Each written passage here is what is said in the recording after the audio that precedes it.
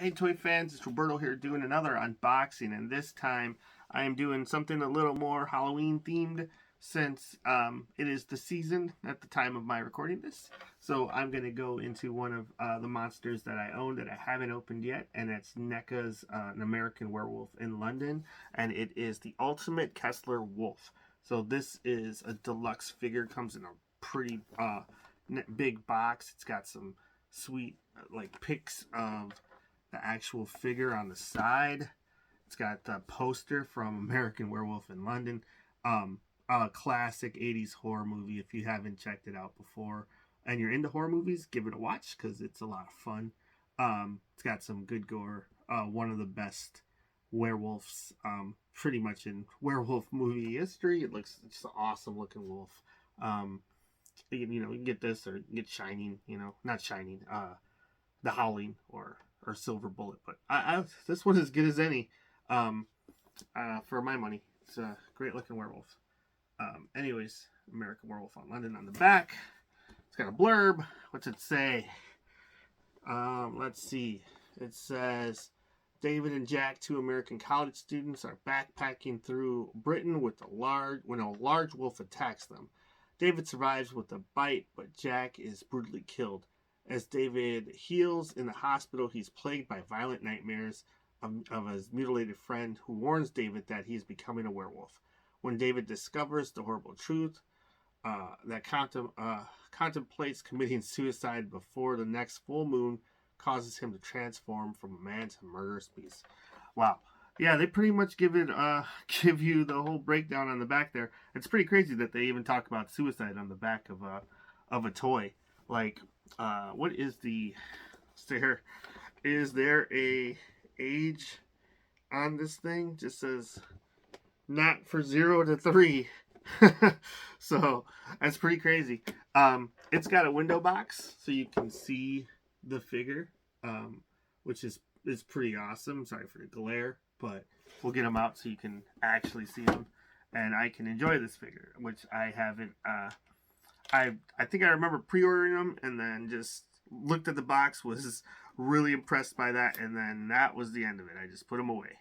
But really impressive figure for the most part.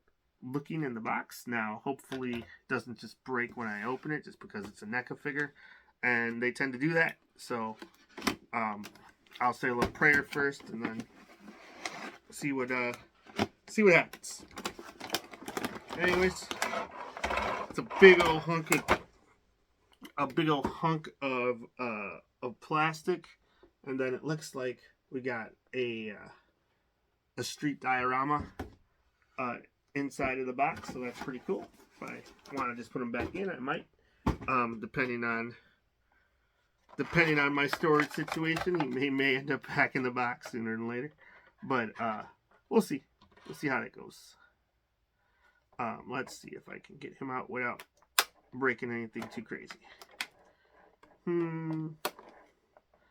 So far, so good. Anything else? Oh, yeah. There's always one hidden back somewhere. Looks like that is all of them. So, man, wow. This is an impressive, terrifying werewolf. That mouth and that face, like, I think werewolves in general are pretty cool for monsters, but there's a lot of renditions of them that are like the Universal werewolf that's not really that scary looking, but this dude is straight up nightmare material. And I want to say his transformation was pretty crazy too. And like I said, some of the ones that I mentioned earlier, like the Howling, and was a Silver Bullet, and like Dog Soldiers, or I forget what they're called, what the name of that movie is, but all terrifying looking werewolves. So yeah, that's some scary stuff. But look at he's got some interesting looking, some claws, got Do we have articulation on that? Looks like it. There's some sort of articulation that on the hands, on the paws here. And looks like the toes or the fingers crunch. Same on the back, so that's not too bad. Let's see if he stands okay. Looks like it. The head. Oh, this will probably be the scariest bit. I don't know about the head. There's a bit of space in between there, between the ball socket and the head. But, you know, the head, it looks great. Does this one open? I don't think so. But he does come with an alt head, which I think is the one that I will go with if I'm brave enough to pop it off. Because, like I said, these you never know. You never know with these NECA figures what they want to do. Sometimes they come off easy, and sometimes they don't. But look at that. That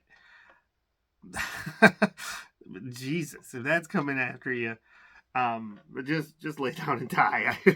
Like, I don't know, man. I don't know if I could run. Okay, so that came off. Now, the real moment of truth. So underneath that, look at that. It's got some mane of hair. It's pretty cool. Underneath is a body as well. Just awesome, like awesome sculpted monster. Now let's see if I can pop this thing on without too much. Yeah, guess so. Well done, NECA. This figure is a winner.